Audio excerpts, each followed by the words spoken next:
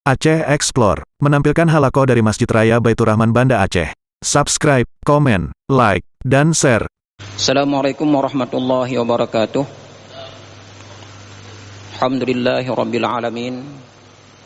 Wal aqibatu lil muttaqin wala udwana illa 'alal zalimin. Asyhadu an la ilaha illallah wahdahu la syarikalah wa asyhadu anna Muhammadan 'abduhu wa rasuluh. Allahumma salli wa sallim ala sayyidina Muhammad wa ala alihi wa ashabihi ajma'in, amma ba'd. Jamaah salat maghrib serta pendengar radio dimanapun berada yang dimuliakan Allah Subhanahu wa ta'ala, marilah mengawali segalanya dengan mengucapkan puji syukur kita kepada Allah Subhanahu wa ta'ala atas berbagai pemberian limpahan rahmat kepada kita, sehingga kita masih senantiasa diberikan kesehatan, baik kesehatan fisik, kesehatan mental kita, jasmani dan rohani, dan dapat beraktivitas mengabdi kepada Allah Subhanahu wa ta'ala. Hablum minallah wa hablum minan nas. Sangat luar biasa nikmat yang diberikan kepada kita, maka sangat sepantasnya kita perbanyak syukur kepada Allah Subhanahu wa ta'ala. Berikut selawat beserta salam kita sampaikan keharibaan junjungan alam Nabi yang agung, Nabi kita, Nabi besar Muhammad sallallahu alaihi wasallam, yang karena bimbingan-bimbingan beliaulah kita bisa mengenal Islam, kita lahir ke dunia ini dan bisa mengabdi kepada Allah Subhanahu wa ta'ala dan berinteraksi sosial sesama manusia. Tanpa beliau kita tidak tahu apa-apa. Kita dalam kondisi jahiliyah yang sangat jauh dari kebenaran. Jamaah yang dimuliakan Allah Subhanahu wa ta'ala, pada kajian malam hari ini kita masih melanjutkan tema ataupun topik yang sudah kita mulai, yaitu salat itu adalah doa. Kita sudah sampaikan di beberapa kali pertemuan, tapi karena banyak sekali hadis-hadis yang berbicara tentang salat dan yang berbicara tentang bacaan-bacaan di dalam salat, yang ini telah dituntun oleh baginda Rasulullah sallallahu alaihi wasallam, maka mari kita lanjutkan mawadhi'ud du'a fi shalah, tempat-tempat pembacaan doa di dalam salat.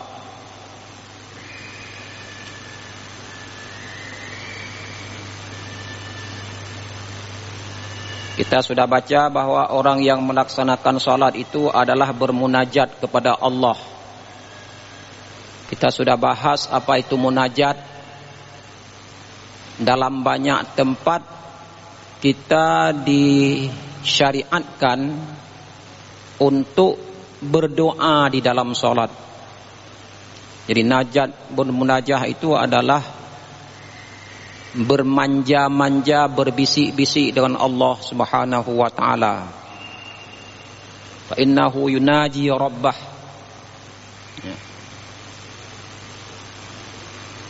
Kemudian haqiqatud doa fi shalah. Hakikat doa di dalam salat. Al-maqsudu bid-du'a fi shalah wa ayyad'awal musalli fil mawadhi' allati khassasahan nabiyyu sallallahu alaihi wasallam bid-du'a asna as-shalah. Yang dimaksud dengan doa di dalam salat adalah seseorang yang melaksanakan salat membacakan doa di tempat-tempat yang telah dikhususkan oleh baginda Rasulullah sallallahu alaihi wasallam untuk membaca doa, memang di dalam salat. Wa kana min hadiyir Rasul fi sholati annahu ayyad'u fil mawadhi' al-atiyah. Di antara petunjuk baginda Rasulullah sallallahu alaihi wasallam di dalam melaksanakan salat itu, hendaklah si musalli, orang yang melaksanakan salat, berdoa di tempat-tempat tertentu. Kita coba lihat sekarang tempat-tempat manakah yang disyariatkan oleh baginda Rasulullah untuk membacakan doa. Ya. Ahaduha ba'da takbiratil ihram fi mahallil istiftah. Yang pertama sekali adalah membaca doa setelah takbiratul ihram, yaitu pada tempat membaca doa iftitah salat.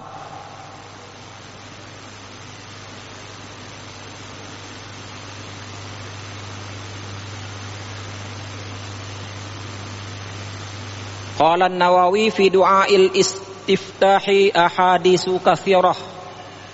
Menurut Imam Nawawi, doa yang dibaca pada pembukaan salat atau doa iftitah itu banyak sekali hadis-hadis yang sahih. Di antaranya hadis yang berasal dari Abu Hurairah. Nah, ini sudah kita sampaikan sebenarnya, cuma untuk mengulang, menyambung saja. Yaitu di antara doa iftitah yang dibaca oleh baginda Rasulullah, menurut riwayat dari Abu Hurairah adalah Allahumma ba'id baini wa baina khataayaya kama ba'adta bainal masyriqi wal maghrib. Allahumma naqqini minal khataaya kama yunqqa thawbul abyadu minad danas. Allahumma ghassil min khataayaya bil ma'i wath thalji wal barad. Hadis rawahul Bukhari. Ini tempat yang pertama kita disyariatkan membacakan doa dan hukumnya sunat. Kalau kita perhatikan para jamaah sekalian, seperti yang sudah kita sebut-sebut di awal-awal tema ini, bahwa hampir keseluruhan bacaan-bacaan di dalam salat itu adalah mengandung doa. Dan kita sudah bahas juga bahwa salat itu sendiri adalah doa. Ya, misalnya pada doa ini, Allahumma ba'id baini wa baina khataayaya. Ya.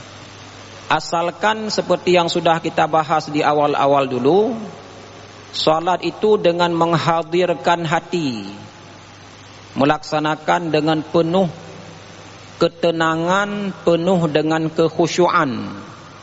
Jadi pada saat kita membaca Allahumma ba'id baini wa baina khataayaya, ya Allah, jauhkanlah saya dengan kesalahan-kesalahan saya, kama ba'adta bainal masyriqi wal maghrib, sebagaimana engkau telah menjauhkan antara timur dan barat. Sangat luar biasa para jamaah sekalian. Jadi mulai pada doa iftitah itu termasuk tempat yang dibolehkan membaca doa. Ya, betapa besar doa ini, kita mohon kepada Allah. Kita sebagai hamba yang penuh bergelimang dengan dosa, ya, kita mohon kepada Allah supaya dosa-dosa yang pernah kita lakukan dijauhkan dari kita sejauh timur dan barat. Ya, kita baca dengan penuh ketenangan, dengan menghadirkan hati. Allahumma naqqini minal khataaya. Ya Allah, sucikan saya dari kesalahan atau bersihkan saya dari kesalahan, kama yunaqqas thawbul abyadu minad danas. Bagaimana bersihnya, bagaimana sucinya, sama seperti bersihnya noda dari kain yang putih. Ya. Pakaian yang putih. Jadi kita mohon kepada Allah dengan penuh ketenangan, kekhusyuan, menghadirkan hati, supaya Allah menyucikan kita, membersihkan kita dari noda-noda, ibarat menyucikan kotoran dari baju yang putih, sehingga nampak putih, bersih, berseri. Kemudian potongan yang ketiga, Allahumma ghsil khataayaya bil ma'i was salji wal barad. Ya Allah, cucilah atau bersihkanlah kesalahan saya bil ma'i was salji wal barad, dengan air dan dengan salju. Ini diantara riwayat yang membicarakan ataupun yang menyebutkan bahwa di dalam doa iftitah itu ada tempat untuk memohon kepada Allah supaya kita dibersihkan dari segala kesalahan dan dosa-dosa kita. Imam Nawawi mengatakan, fahadihil ahadisul waridatu fil istiftahi bi ayyatiha istaftaha hassala sunnatal istiftah. Jadi hadis-hadis yang berbicara tentang bacaan ini itu yang mana saja kita baca itu telah berhasil kita melaksanakan sunan istiftah atau doa iftitah. Hanya saja kata Imam Nawawi, lakin afdalaha 'inda Syafi'i wal ashabi hadisu Ali radhiyallahu an. Tetapi yang paling afdal menurut Imam Syafi'i dan menurut para pengikutnya adalah hadis Ali radhiyallahu anhu, yaitu doa yang sering sekali kita baca, Allahu akbaru kabira walhamdulillahi katsira. Tetapi kalau kita ingin membacakan ini di dalam sholat, ya kalau kita tidak baca di dalam sholat wajib, ya kita bebas membaca pada saat melaksanakan sholat sunat yang mengiringi wajib atau sholat sunat yang lain yang manapun.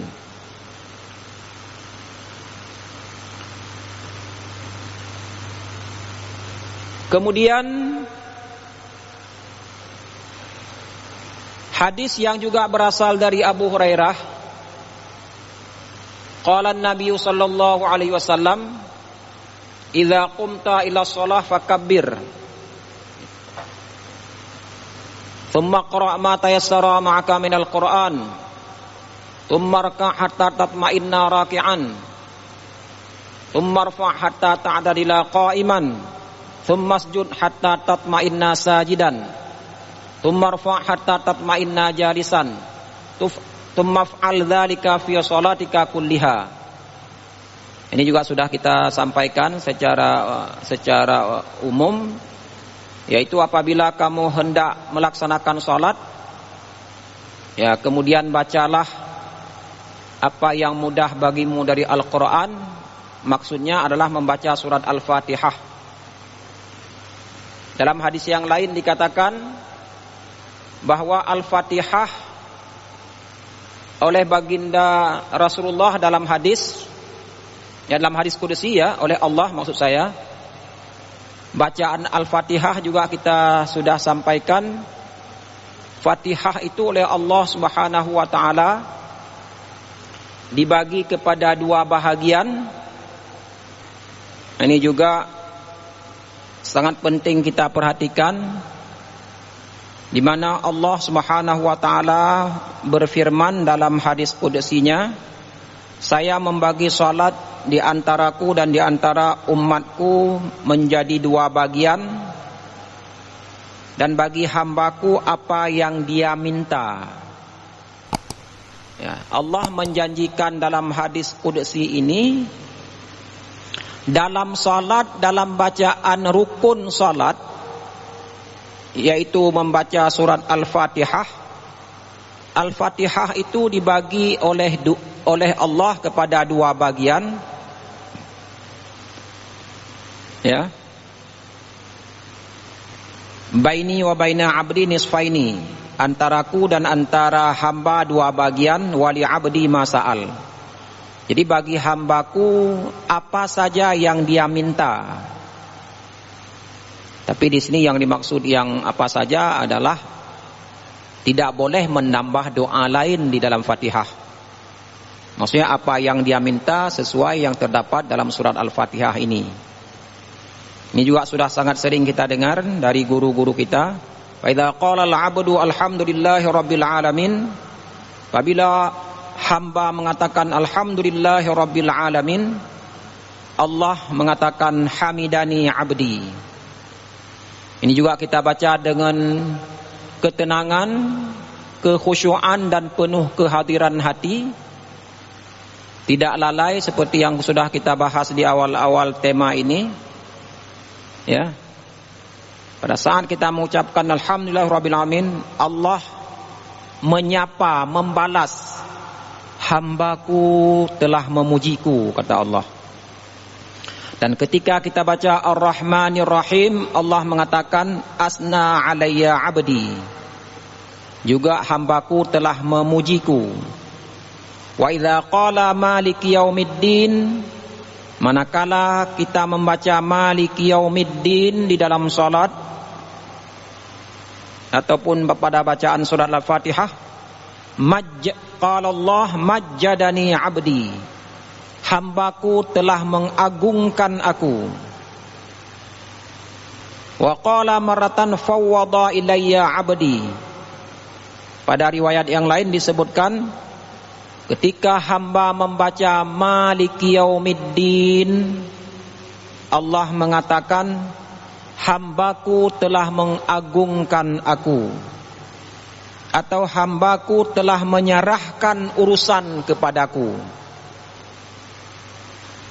Makanya saya membahasakan pada pertemuan-pertemuan yang lalu, pada saat kita sedang melaksanakan salat,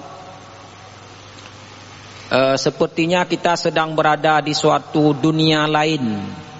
Ya, kita sudah meninggalkan dunia kebiasaan kita, komunikasi kita dengan hamba kita putuskan. Kita fokus menghadap Allah dengan kehadiran hati dan dengan kekhusyuan, penuh dengan ketenangan. Jadi Allah mengatakan hambaku telah mengagungkan aku, atau hambaku telah menyerahkan segala urusan kepadaku. Jadi kita fokus menghadap Allah. Dalam beberapa penafsiran dikatakan Maliki Yaumiddin itu raja di hari kemudian. Sebenarnya sejak di alam dunia ini tidak ada raja yang paling agung kecuali Allah Subhanahu wa taala. Cuma ketika ada raja-raja yang disebut-sebut di dunia, itu hanya raja-rajaan. Ya. Bolehlah kalau berkuasa di dunia, tetapi di akhirat nanti tidak ada yang paling agung kecuali Allah Subhanahu wa taala. Fa idza qala iyyaka na'budu wa iyyaka nasta'in, ketika hamba membaca hanya Engkau yang kami sembah dan hanya Engkau yang kami minta tolong, maka Allah pada ketika itu mengatakan hadza baini wa baina abdi. Inilah batas pemisah, karena tadi salat ataupun Fatihah dibagi dua. Inilah batas pemisah antaraku dan antara hambaku. Jadi bacaan mulai alhamdulillahi rabbil alamin sampai iyyaka na'budu wa iyyaka nasta'in, itu batas pemisah bahagian antara Allah dan kita. Wa li'abdi ma sa'al, dan bagi hamba apa yang dia minta. Lalu fa idza qala ihdinas siratal mustaqim siratal ladzina an'amta 'alaihim ghairil maghdubi 'alaihim waladdallin. Kita perhatikan di sini, ihdinas siratal mustaqim. Kita mulai memohon kepada Allah agar kita diberikan petunjuk kepada sirat yang lurus.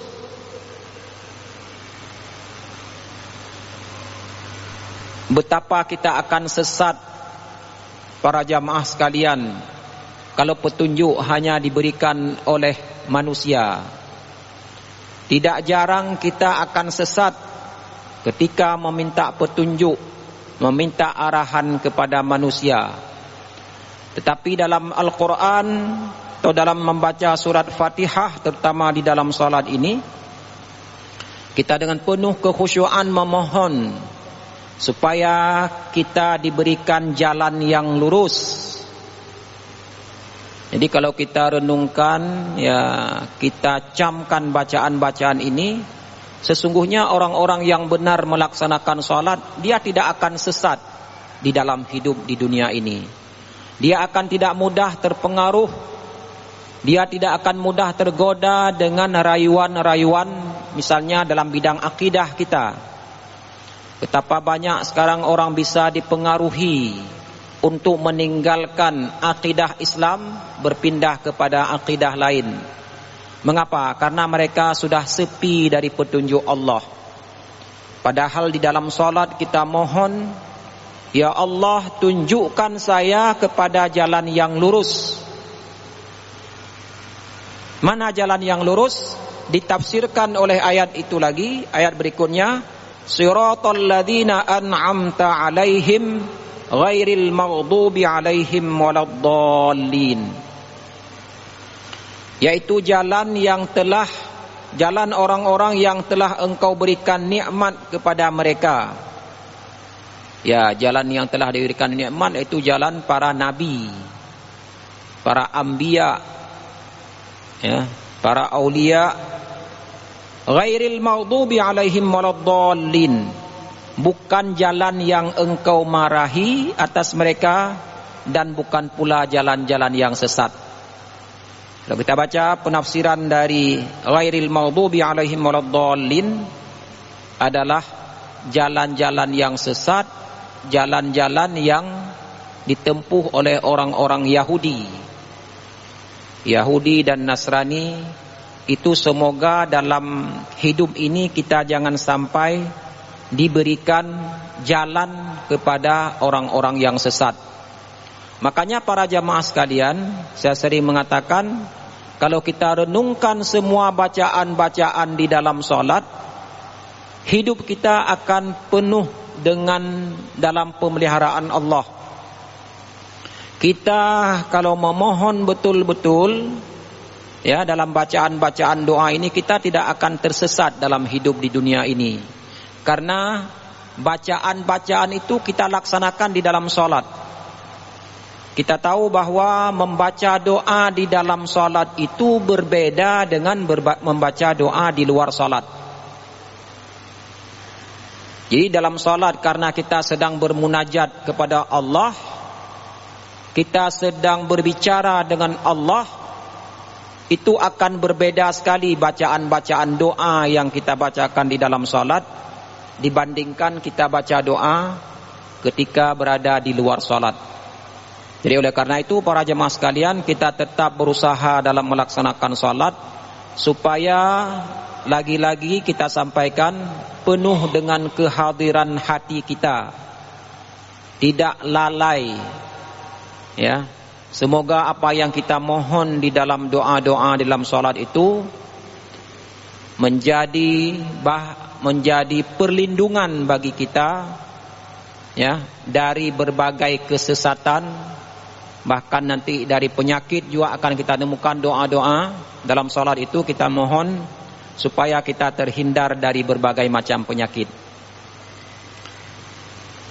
Kemudian Allah dalam hadis qudsi ini mengatakan, qala hadza li 'abdi wa li 'abdi ma sa'al. Jadi mulai dari ihdinas siratal mustaqim sampai ghairil maghdubi 'alaihim waladdallin itu, ini bahagian untuk hambaku, kata Allah.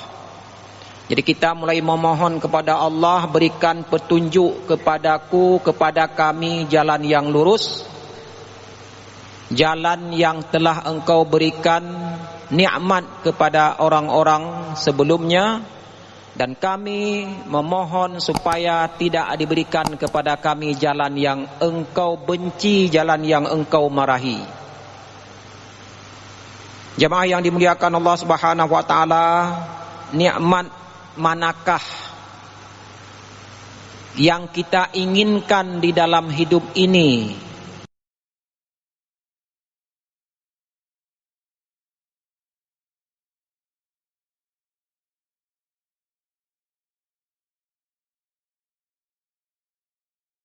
Kita berpaling, tidak fokus di dalam salat, niscaya insarafa anhu, niscaya Allah akan juga berpaling dari kita. Oleh karena itu, pada saat kita salat, hendaklah kalau kita ingin supaya Allah memperhatikan kita, maka hendaklah kita salat dengan penuh khusyuk, fokus pandangan kita kepada tempat sujud, supaya Allah tetap menatap dan memperhatikan kita di dalam salat. Begitu kita berpaling lihat ke sana ke sini, maka Allah pun akan berpaling meninggalkan kita. Jamaah yang dimuliakan Allah Subhanahu wa taala, makanya pada hadis-hadis yang sudah pernah kita sebutkan, Rasulullah dalam sebuah hadisnya itu mengatakan, salatlah kamu seolah-olah itulah salat kamu yang terakhir. Mohon maaf saya ulang-ulang hadis ini karena ini penting sekali. Salatlah kamu seolah-olah itulah salat kita terakhir di dunia ini. Salatlah kamu ya dalam keyakinan bahwa Allah memang melihat, memantau kita. Ihsan di dalam salat. Ya. Wa ma huwal ihsan? Apa itu ihsan? Ihsan an ta'budallah ka'annaka tarahu. Jadi kita menyembah Allah seolah-olah kita melihat Allah. Apa makna menyembah Allah seolah-olah melihat Allah? Jadi pada saat kita menyembah Allah, melaksanakan salat, ketika kita dipantau, dilihat oleh Allah, tentu pelaksanaan salat kita akan lebih baik. Ya, ini dituntun dalam hadis tadi lagi, salatlah kamu seolah-olah itulah salatmu yang terakhir. Jadi setiap kali kita salat, salah satu cara untuk bisa menghadirkan hati untuk melaksanakan salat dengan sebaik-baiknya, maka laksanakanlah salat. Setiap salat seolah itulah salat terakhir kita, karena kita tidak tahu memang. Boleh jadi selesai salat kita sudah dipanggil oleh Allah. Maka salah satu cara supaya salat kita bisa hadir hati kita, bisa penuh dengan ketenangan dan kekhusyuan, ya, laksanakanlah salat seperti itu. Jadi ketika setiap kali kita salat, kita seolah-olah itu salat terakhir, insyaallah salat kita itu akan lebih baik daripada salat-salat yang biasa kita lakukan. Di sini dalam penjelasannya dikatakan, la yazalullahu azza wa jalla muqbiran 'alal 'abdi bil ihsan wal ghufran. Ya Allah akan berbuat baik kepada kita, ya, ataupun kita dalam melaksanakan ibadah itu dengan penuh ihsan. La yaqta'u anhu dzalik. Qala al-qari ay naziran ilaihi birrahmah wa i'ta'il mathubah. Apa makna Allah memperhatikan kita? Artinya naziran ilaihi birrahmah, Allah memperhatikan kita dengan penuh rahmah. Jadi kita pada saat berdiri di hadapan Allah melaksanakan salat, Allah memandang kita dengan penuh kasih sayang. Wa i'ta'il mathubah, dengan memberikan balasan. Wal makna lam yanqati asarur rahmah anhu, artinya tidak terputus bekas-bekas sisa-sisa rahmat. Jadi diperhatikan betul dengan mencurahkan rahmat dan kasih sayang kepada kita. Malam yaltafid, malam yata'ammad iltifat ila ma la yata'allaqu bisalah. Jadi yang saya terjemahkan tadi, kita senantiasa diperhatikan dengan penuh rahmat, kasih sayang oleh Allah di dalam salat ketika kita tidak berpaling ke sana kemari. Ya. Dikatakan di sini malam yata'ammad al-iltifati ila ma la yata'allaqu bisalah. Selama kita tidak berpaling kepada sesuatu yang tidak ada berkaitan dengan salat. Jadi bisa jadi berpaling fisik kita, dan bisa jadi juga berpaling apa yang ada di dalam hati kita. Jadi baik fisik ataupun hati kita tetap fokus kepada sesuatu yang berkaitan dengan salat, tidak berpaling kepada sesuatu yang tidak berkaitan dengan salat. Wa qala Al-Hafidh Ibnu Hajar mengatakan, al-muradu bil iltifati ma lam yastadbiral qiblah bisadrihi au anuqihi kullih. Nah, tapi ada penafsiran dari Ibnu Hajar Al-Asqalani. Apa makna berpaling? Selama dia tidak berpaling membelakangi kiblat dengan dadanya. Mungkin ada orang yang sholat itu putar-putar begini, atau dengan apa namanya, unuk, ya, dengan lehernya.